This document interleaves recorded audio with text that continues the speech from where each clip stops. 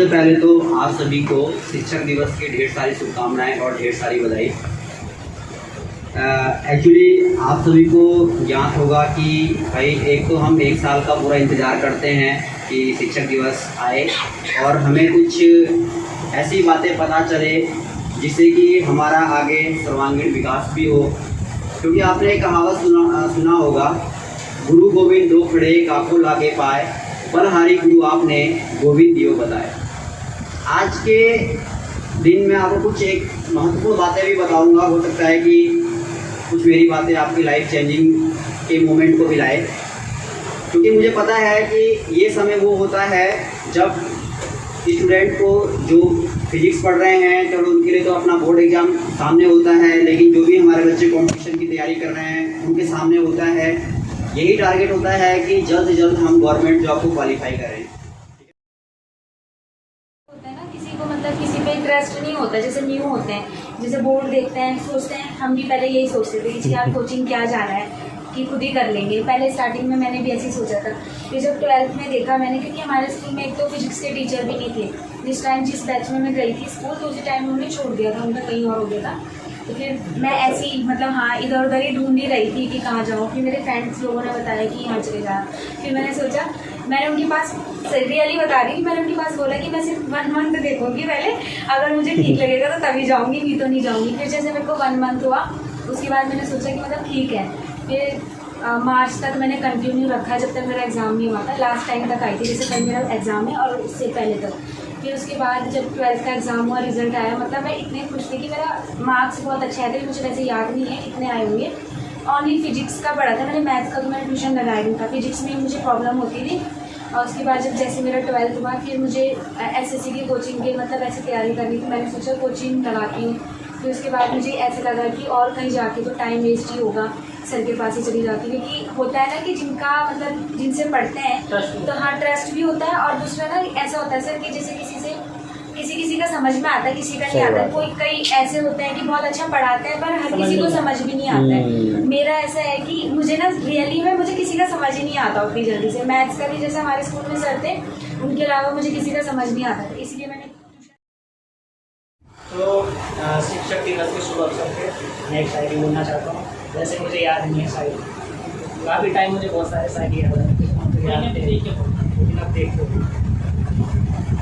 गुमनामी के अंधेरे में था, पहचान बना दिया, दुनिया के गम से मुझे अनजान बना दिया। उनकी ऐसी कृपा हुई, गुरु ने मुझे एक अच्छा इंसान पैगाम लाती है।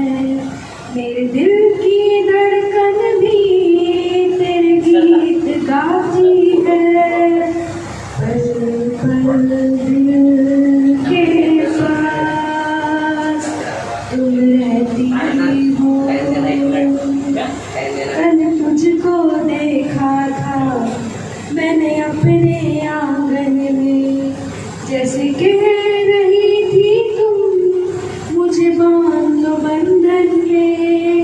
ये कैसा रिश्ता है, ये कैसे सपने हैं, बेगाने होकर भी क्यों लगते अपने हैं।